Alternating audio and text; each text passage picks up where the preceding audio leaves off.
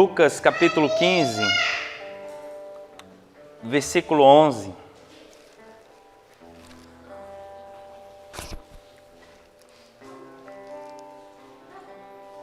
Feliz de ver uns irmãos, nossa irmã Paula, é Paula?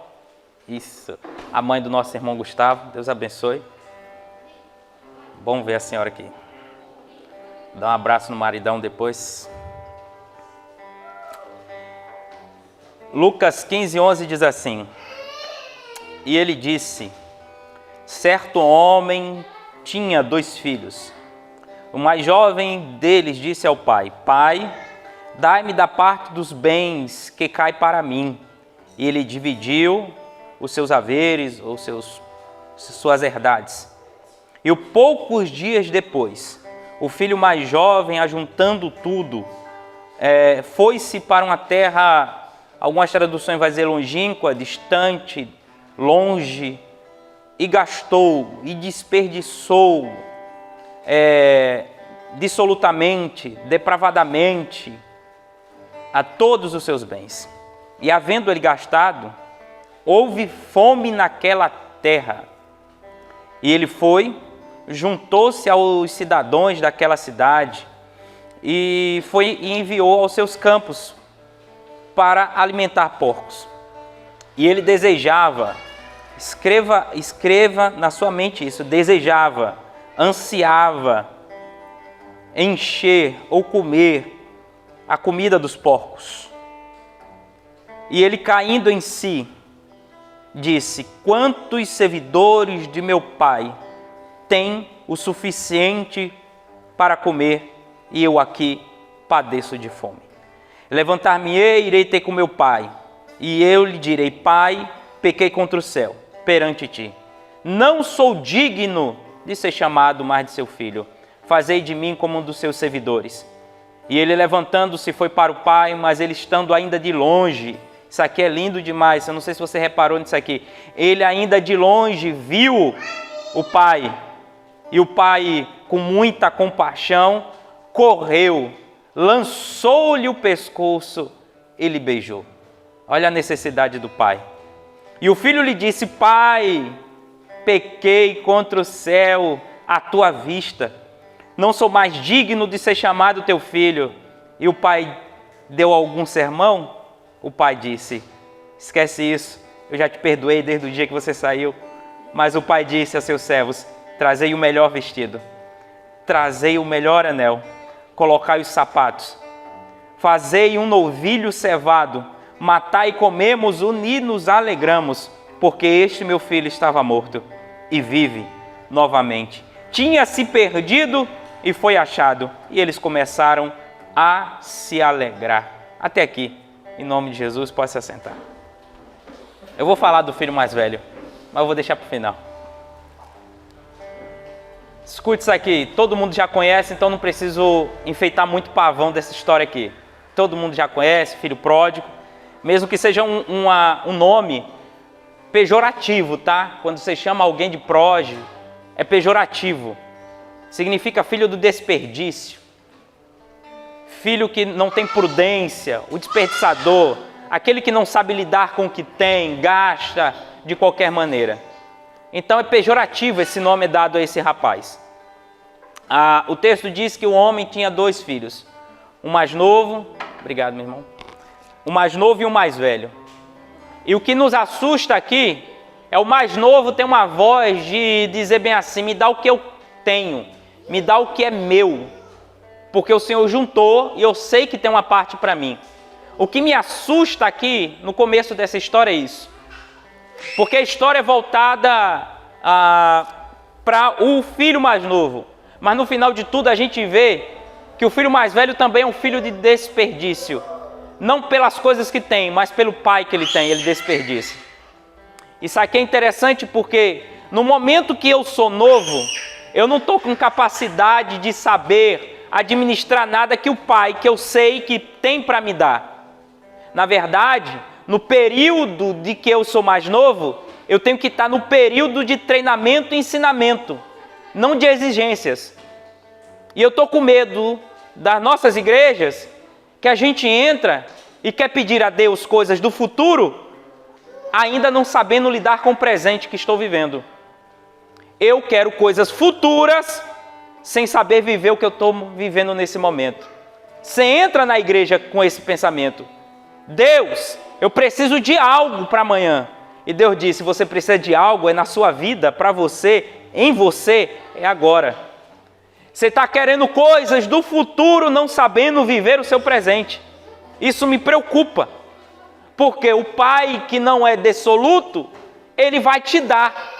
Mas Ele não vai te dar porque Ele é fiel, como foi falado aqui.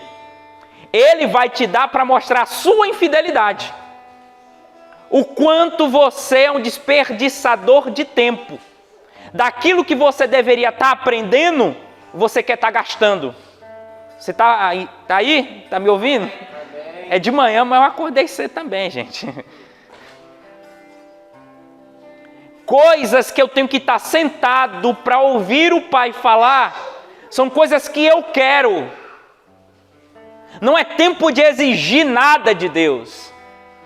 Por mais que algumas orações muito eloquentes, algumas pregações muito poderosas no Espírito, nos falam para determinar que eu preciso.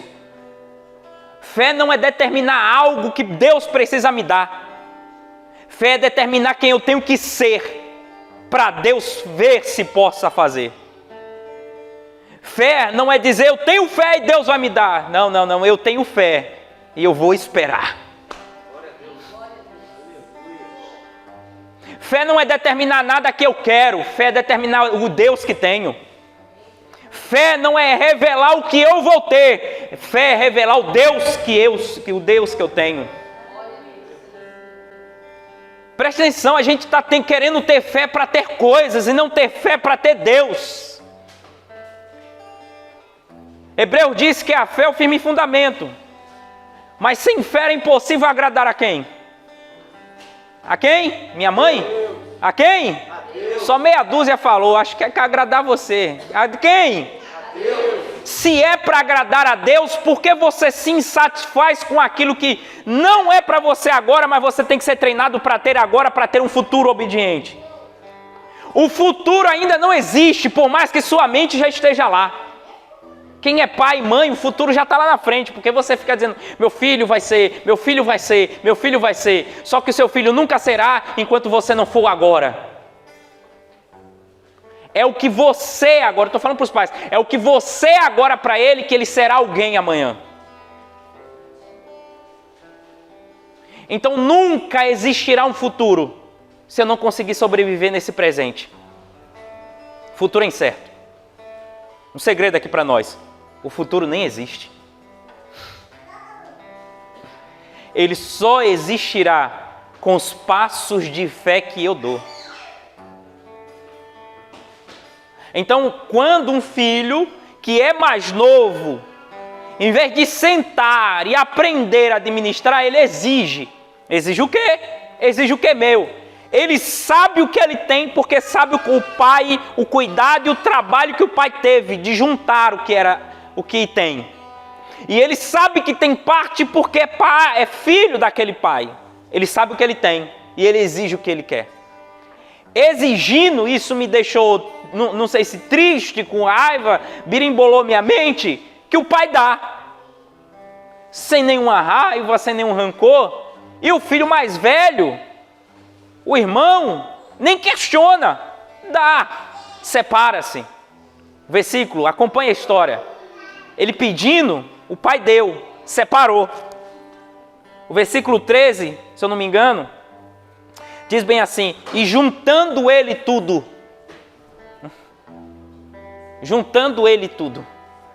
que o pai da parte dele deu. Versículo 14, poucos dias depois. Ele juntou tudo aonde? Na casa do pai, porque eu só poderia juntar aquilo que o pai estava me dando. E poucos dias depois, ele sai. Escute isso. Quando eu tenho as exigências fora do tempo que não me pertence, eu tenho pouco tempo e fico pouco tempo perto daquele que pode me dar mais do que o que eu tenho. Você entendeu isso aqui? Tudo aquilo que eu tenho fora do tempo me deixa pouco tempo com o Pai. Todas as exigências que você tem, o tempo que você quer atravessar fora do tempo que você tem que viver, te deixa pouco tempo daquele que te deu tempo para viver. Então não adianta querer correr no tempo, exigir do tempo, se você não sabe viver o momento do tempo que você está vivendo. Ele corre e diz bem assim, pouco tempo depois ele sai, porque ele já tem o que quer. Isso desvaloriza quem deu e valoriza o que foi dado. Isso é triste para mim. Porque a gente se pega assim, Deus dá, pouco tempo depois, cadê você? Deus fez, pouco tempo depois, cadê você? Pouco tempo depois, juntando o que ele foi dado, ele sai do Pai. Saindo do Pai, texto continua. Ele foi para onde? Ele foi para uma terra... Isso. Onde é, Júnior, essa terra longínqua? Você sabe? Porque a distância não é endereço, só significa que é longe. E se eu te dizer um segredo? Esqueci. Ludmila. Não esqueço mais. Mentira, vou esquecer. Ludmila, o negócio aqui não é porque é longínquo e distante. É porque tudo aquilo que eu pego fora do tempo e saio da casa do Pai, qualquer metro distante de quem é, eu já estou longe demais dele. Eu já desviei. Aceitei Jesus, tinha 16 anos, quando foi com 18, birimbolou minha mente, fundamental acabou, não sei se chama fundamental ainda, eu sou um pouco... É médio, né? Acabou o médio, antigamente era até a 8ª série, né? Agora tem 9ª, nem sei como é que é a escola mais, fiquei burro. Passei e tal, e namoro, né? Eu e a Ruth estavam passando por uma crise. Desviei. Não por ninguém, não por quê e nem por onde. Peguei o que tinha e fui. A Ruth nunca desviou. A Ruth sempre foi da igreja. Ela está com 30 anos. Ainda bem que ela não está aqui, falei a idade. Mulher tem um problema em falar a idade, não sei porquê. É tão bonito. Escuta só.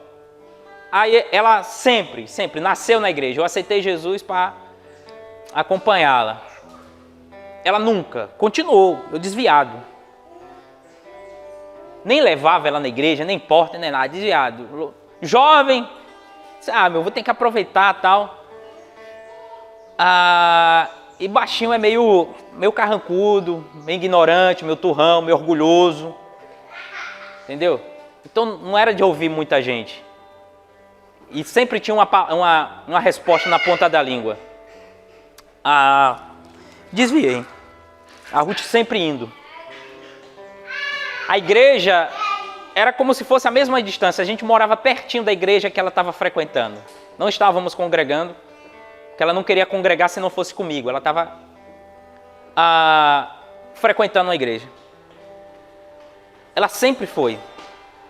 A igreja era muito perto, tinha que passar pela igreja para ir para casa, tem que passar pela igreja para ir para trabalhar. Só que esse perto da igreja ainda me deixava distante do dono dela. Você já sentiu assim? Perto da igreja e distante do dono dela? Eu me senti assim. Porque eu não estava querendo ir para a casa dele. Eu estava querendo era ele. Só que eu me sentia tão injusto que o passo que eu dei parecia que eu não enxergava mais ele, nem o horizonte para enxergá-lo ele de volta. Então tudo aquilo que eu tenho fora do tempo me dá um resultado de sair fora. E todo passo fora, de perto do Pai, me deixa tão longe que eu não consigo enxergar ele como ele deveria ser enxergado. Ele ficou longe. vivendo ele numa terra longínqua, bem distante daqui, eu não sei endereço, você não sabe, não tem como ir visitar alguém que foi para uma terra longínqua. Você já tentou visitar alguém que desviou sem porquê, sem querer, sem por nada? É difícil. Porque ele está tão longe que você perto, a sua voz é um eco.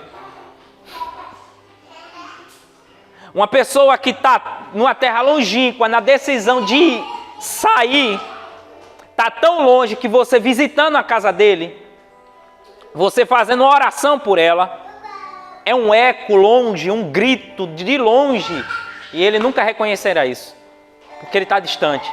Não distante geograficamente, mas distante aqui dentro, porque ele tomou a decisão de valorizar mais o que ele queria do que quem o pai era. Eu estou com medo. Estou com medo que a minha geração fique tão longe, e não consiga mais voltar da sua distância. Tão perto da igreja e tão longe do dono dela. Vindo para os cultos, mas ainda assim não conseguindo enxergar o pai. Só conseguindo enxergar o que o pai tem, não quem o pai é. Eu estou com medo. Estou com medo que a gente tem que dar o grito. Só que não tem como dar o grito com quem decidiu ir para longe. O texto diz que ele indo, gastou tudo. O que é que aconteceu gastando tudo? Ele gastou tudo lascivamente, depravadamente, gastou. E o texto diz que teve fome naquela terra.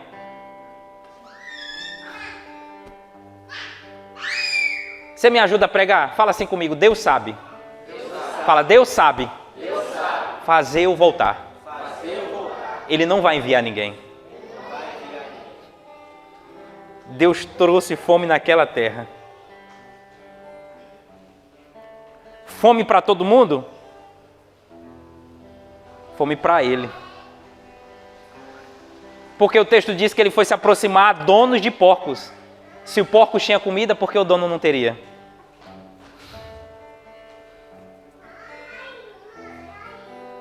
A fome foi para ele porque agora aquilo que ele valorizava mais do que o pai acabou. A fome poderia ter vindo antes porque Deus tem que ser apressado para trazer de volta. Assim é a nossa visão. Deus não tem pressa. Deus quer ensinar. Deus é mais didático do que milagroso. Não sei se você pode entender isso aqui. Deus é mais didático do que milagroso. Porque você nunca vai ter um milagre se você nunca entender quem é o dono do milagre. Ele é didático. Então ele vai te ensinar primeiro. É aquele pai que a mãe grita dizendo assim: ô marido, não solta a bicicleta dele, tá sem freio, tá sem rodinha. Deixa que ele é homem. Ele é desses. Ele larga de mão. Mas tá sem capacete, tá sem tornozelo, tá sem joelheira. Se machucar, vai aprender. Ele é desses pais. Só que a gente acha que ele é aquele pai, né? Leite com pera, que fica tratando você, se não vai deixar você arranhar, machucar. Eu estava falando no Gessel esses dias, que depois que, Júnior, que acabou o metiolate, que ardia, acabou o homem. Depois que acabou o metiolate, que o menino olhava e dizia, curou, igual o pastor falou com o filho dele aqui, o negócio do remédio dele, não sei, esqueci agora o nome, que o garoto, ó, tem metiolate, o violeta, aquele que manchava o corpo todo. Além de arder, você não podia sair na rua que todo mundo ia te zoar. Depois que acabou isso, acabou o homem. Acabou o homem. Negócio de band-aid, acabou o homem. Então eu entendo que Deus é mais didático do que milagroso. O milagre decorrerá no ensinamento que Ele vem me dando. Ele vem me dando ensinamento e o milagre vem acompanhando isso. Ele distante, ele sozinho, ele se aproxima de quem tem. Não quem tem para ele, quem tem para eles. Porque quem não tem a oferecer para eles, nunca terá deles para você. Então ele não tinha nada, porque tinha acabado tudo. Como Deus é didático e sabe trazer você de volta, Ele traz fome. Fome para quem? Fome para eles? Não, fome para Ele. Ele por quê? Porque agora ele não tem mais segurança de recursos. Ele não tem mais o que ele dizer assim, se acabar eu tenho para ter. Ontem foi falado aqui no negócio de casal, e a Ruth me comentou, eu não vi, não sabia, ouvi ontem aqui, sobre o negócio do cantor lá sertanejo, que esqueci o nome dele, e a mulher. E a Ruth falou, você viu o vídeo e tal? Eu disse, não, pra mim. Aí disse, agora como é que pode tal. Sabe como é que pode? O dinheiro traz uma falsa segurança de dizer que eu posso ter quem eu quiser, ir para onde eu quiser e eu não preciso dela. O dinheiro traz, o que eu tenho traz. Agora quando você não tem, revela quem é você, revela que você não pode nada. Revela que você tem que pensar 300 vezes se afastar de alguém, em menosprezar alguém. Então quando ele perde, ele se aproxima de quem tem, mas quem tem não dá para ele, porque quem tem estava dando para os porcos. Ele diz bem assim, cuida dos porcos, é a única coisa que a gente tem para te oferecer. Quando ele cuidava dos porcos, aí sim acontece o maior milagre do homem, é o cair em si. Ele diz bem assim, caindo em si. E não é uma coisa literalmente, é lá dentro, é intro. Ele cai em si lá dentro e diz bem assim, meu Deus. Os trabalhadores, os servos, os jornaleiros do meu pai, comem melhor, estão melhor do que eu. Jornaleiro é filho? Trabalhador é filho? Mas só de estar perto e obedecendo o pai, está comendo melhor do que o filho que está longe. A prestação de serviço não torna ele filho, mas torna ele acompanhante do prestígio que o pai tem para dar. O filho que deveria ter, preferiu dar valor ao que o pai tinha, não o que o pai era. Porque de verdade, o que o pai tem para nos dar, só tem valor quando eu estou perto do pai. Quando eu estou longe do pai, aquilo que ele me deu nunca terá valor. Saia do Brasil com R$1 milhão e vá para a Europa e tente gastar o real lá. O real só tem valor no lugar dele. Se você sai longe do pai, aquilo que ele tem nunca é nada. Aquilo que ele te deu só tem valor quando você está perto de quem te deu. É ele que traz valor ao que eu sou, ao que eu tenho. Se ele não tiver, eu nunca terei o valor do que eu tenho, do que eu sou. O texto diz que ele cai em si. E para mim isso é a maior queda do homem. Não é cair no pecado, não é cair na fornicação. Porque pecado é uma construção. Ninguém cai de uma hora para outra. Já vem declinando há muito tempo. Ele que não viu, mas todo mundo que passava via o declínio dele. Pecado é uma construção. Santidade é uma construção. Santidade não é eu falar língua estranha e começar a fazer milagre. É uma construção, é um modelo de caráter. Pecado é uma construção. Ai, meu Deus, o pastor Jeverton caiu. Você que não viu o declínio dele como já estava. Ele já não estava mais como antes. Então pecado é uma construção. Você vai construindo. Lembra-se das raposinhas que vai comendo. E ela não vai comendo por cima, ela vai comendo por baixo, pelas raízes. E vai comendo até o declínio da videira cair de uma vez. Então é uma construção, é algo que não começa de uma hora para outra. Já se vem acontecendo, já se vem maquinando tudo aqui dentro. Só que a gente é cego. A queda só é um resultado de uma vida errada. Não é o susto, é o resultado.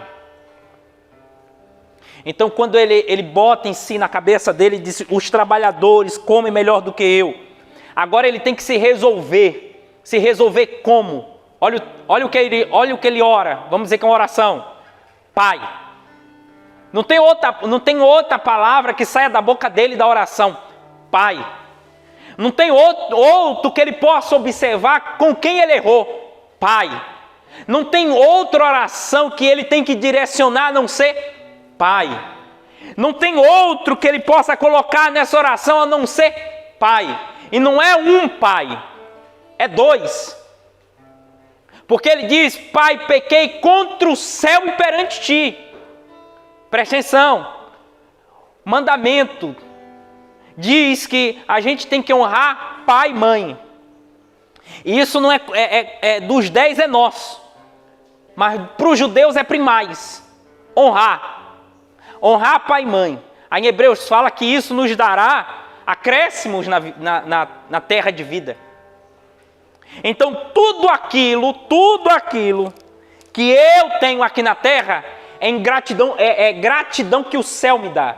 Então, antes ou qualquer motivo de eu me resolver aqui embaixo, eu tenho que me resolver lá em cima. Se eu não consigo me resolver aqui embaixo, com alguém aqui embaixo, é porque eu não estou resolvido coisa nenhuma lá em cima. Pequei contra o céu. Mas pastor, ele não pegou só os bens dele e meteu o pé? É. Só que todo desvalor que eu dou a quem deveria honra, eu estou desonrando quem deu honra para ele.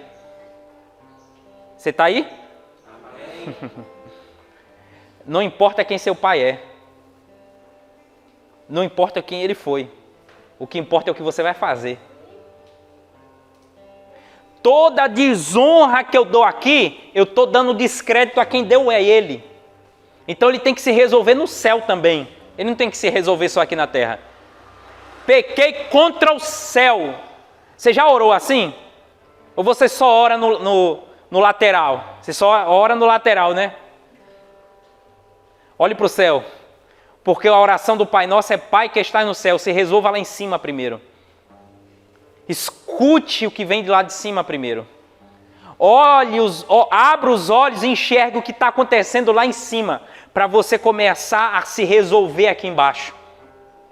Coisas que não estão resolvidas aqui embaixo é porque eu não estou olhando para cima para me entender com ele. Eu pequei, antes de desvalorizar alguma coisa aqui embaixo, eu pequei foi contra o céu. Quando eu desprezar minha esposa, eu não estou desprezando ela, eu estou desprezando o que o céu me deu. Porque o texto diz que o que Deus une,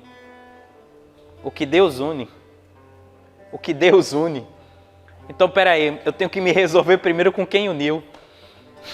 Aí depois eu me resolvo com quem eu estou unido. Se você não se resolve com o dono, você nunca se resolverá com os servos. Pequei contra o céu, pequei contra ti, e não mereço ser chamado do teu filho. Ele fez essa oração uma vez? Fez. E levantando-se, caiu em si e se levantou. Olha o que mais lindo aqui da história é que ele vai. Imagina alguém arrependido, dissoluto, triste, sujo, imundo, cuidando de porcos, porque para isso era uma imundície, mas Deus sabe trazer você de volta. Deus sabe trazer você de volta. Eu não estou falando para desviado, não. Porque o filho nunca deixou de amar e respeitar o pai. Ele só não estava perto dele. Ele caminhando, o pai estava, eu não sei quanto tempo, a Bíblia não diz quanto, é uma parábola, não sei quanto tempo ele ficou longe, mas para mim o tempo que deu, foi o tempo que Deus permitiu que ele gastasse o que ele pensou que tinha, porque ele não tinha nada. O tempo que ele ficou fora foi o tempo que ele gastou tudo, e não era pouco. Porque o texto diz que ele viveu dissolutamente, depravadamente. Se ele viveu, não foi pouco tempo, ele viveu muito. Viveu muito da maneira que ele quis. Só que ele não aprendeu na perda.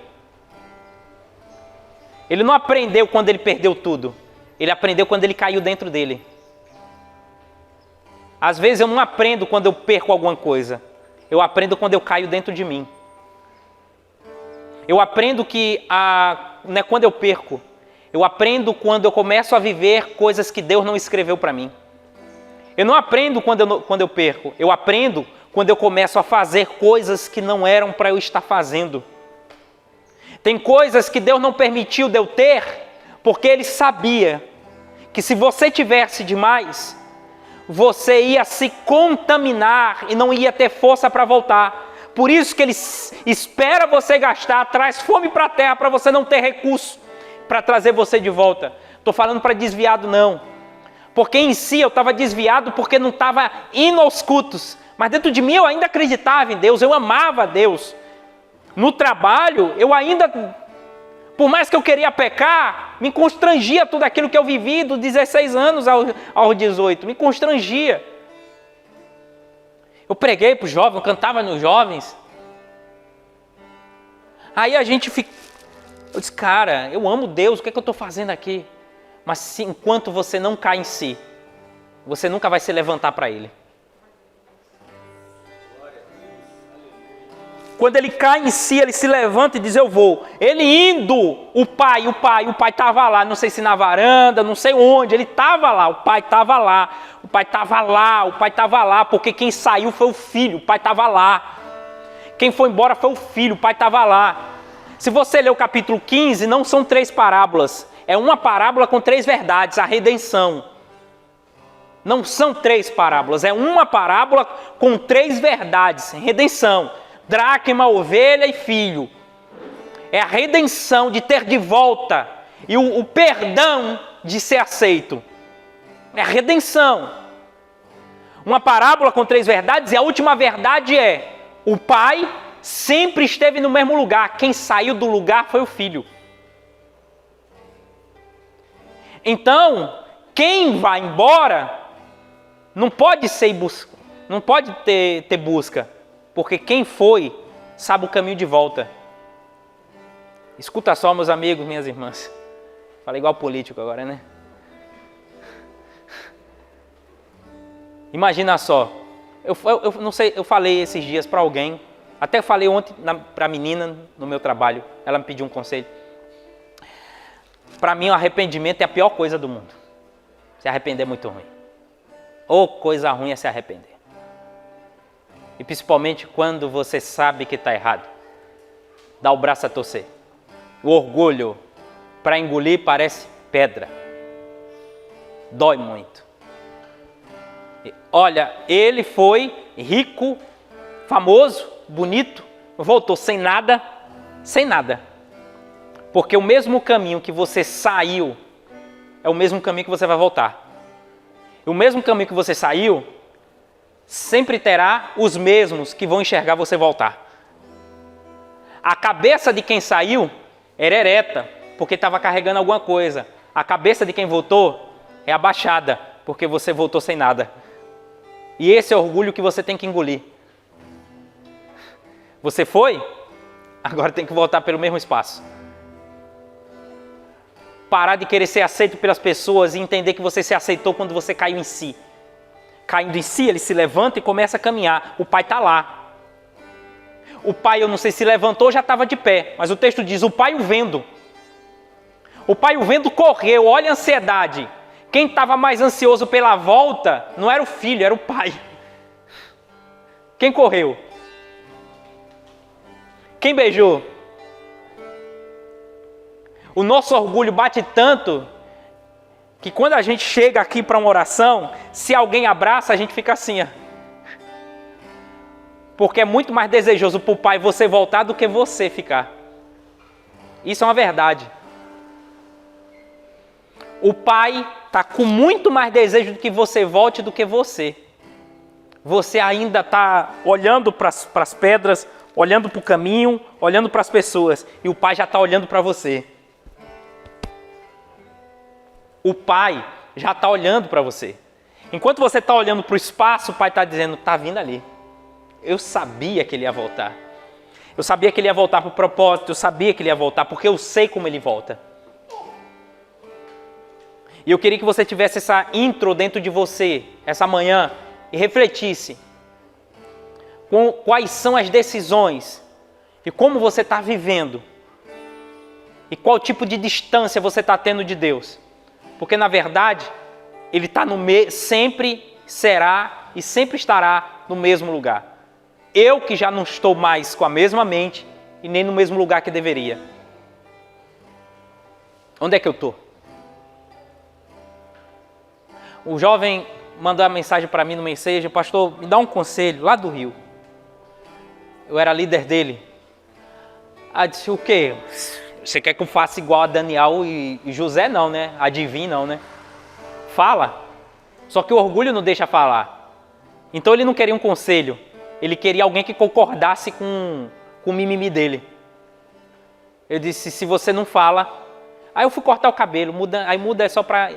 Fui cortar o cabelo. O rapaz disse que era crente. Eu disse, show de bola, você é crente. Tem 6, 7 meses que eu estou na igreja, tal. Isso é legal, arrependimento, tal, muito bom. Me arrependi para Deus, falei para Deus. Para de graça. Para de graça. Esse negócio de falar para Deus é para outro nível de religião, irmão. Você é casado? Sou. Então, não é Deus que dorme contigo, não é Deus que beija na tua boca e nem lava suas cuecas. É sua mulher. Arrependimento não confessado é mentira. Confessa para ela. Que é isso, pastor? Me arrependi. Tudo bem, cara. Você não vai fazer mais. Mas quem está do teu lado merece verdades. Arrependimento tem que ser revelado? Porque arrependimento contado para Deus tem que ser contado para o próximo. Porque você se resolveu com Deus. Agora se resolva com quem está do seu lado. Ou você acha que Deus tem que resolver o problema que você fez? É verdade. Aí ontem, trabalhando, ele foi, pastor... Dormi no sofá, brigou, choramos juntos. Ontem ele falando, choramos juntos, mas eu fui perdoado. Pastor, e eu fiquei muito mais alegre por esse perdão do que quando eu confessei para Deus. Sabe por quê? Porque a terra manifesta a glória de Deus. A glória de Deus só será manifestada quando eu valorizar a glória dele aqui na terra. Quando ele confessou os erros dele para quem era de direito confessar, aí Deus disse, agora sim está resolvido. Eu ouvi você, agora quem merece ser ouvido te ouviu. Será que dá para refletir sobre isso? Ou você é daqueles crentes que diz, é comigo e Deus, é eu e Deus, eu falar com Deus, meu amigo é Deus. Né? Tem um negócio que é tudo Deus, tudo Deus. É desses que eu tenho medo. Que tudo ele é com Deus. Obedece a Deus, fala com Deus. No final de tudo, o céu nem conhece ele de verdade. O céu nem conhece ele. E ele ainda diz que conhece Deus. Aparta de mim, que eu não vos conheço.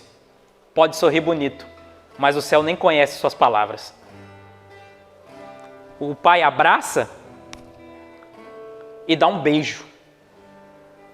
Chorando ou não chorando, para mim estava chorando. Eu já estaria chorando. Se meu pai, na volta, como eu voltei um ano que eu fiquei afastado, quando eu voltei na igreja, foi o dia, eu me revoltei, levantei em casa, a Ruth estava no culto, levantar-me-ei, irei ter com meu pai, chega de dor, chega de dúvida, entrei na igreja. Aí o pastor já estava acabando o culto, eu já fui entrando, levantando a mão. Ele disse, quer alguma coisa, Jefferson? O pastor me conhecia, eu disse, quero. Quero voltar para onde eu nunca deveria ter saído. Quero fazer melhor do que eu fiz, porque Deus não vai contar o que você gastou, Deus vai contar o que você vai fazer daqui para frente. Porque o que você gastou nunca tinha valor, é o que você é que tem valor. Fique de pé, fique de pé.